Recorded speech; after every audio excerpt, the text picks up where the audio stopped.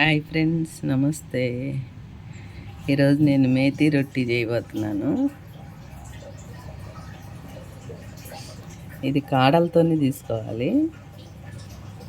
ఒక కుండి ఖాళీ చేస్తే చాలా వచ్చింది.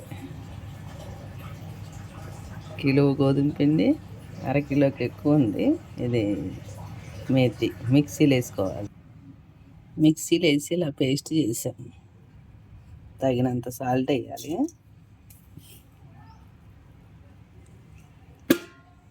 అంటే అంత మెత్తగా పేస్ట్ కాకుండా కొద్దిగా గరిగ్గా చేసేసాను.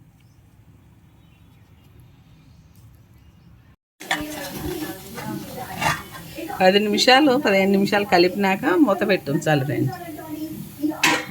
అంత గట్టిగా కాకుండా ఇలా కలపాలి.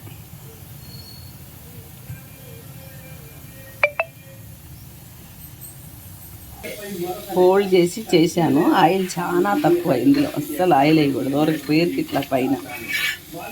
ఇది తింటే ఎంత మంచిదో ఫ్రెండ్స్, గ్యాస్కి కానీ బీపీ షుగర్లకి. చూసారుగా మెంతుకూర కదా, అందుకని చాలా అంటే చాలా మంచిది.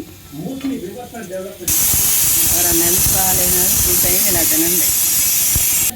షుగర్ బీపీ వాళ్ళు అయితే రోజు తిన్నా మంచిది. ఒకసారి ట్రై చేయండి. ఆరోగ్యానికి మంచిది, ఎనర్జీ ఇస్తుంది, ఐరన్, కాల్షియము అన్నీ పురుషోత్తుగా ఉంటాయి. Okay, bye friends. Video like చేయండి. ఎలా ఉంది?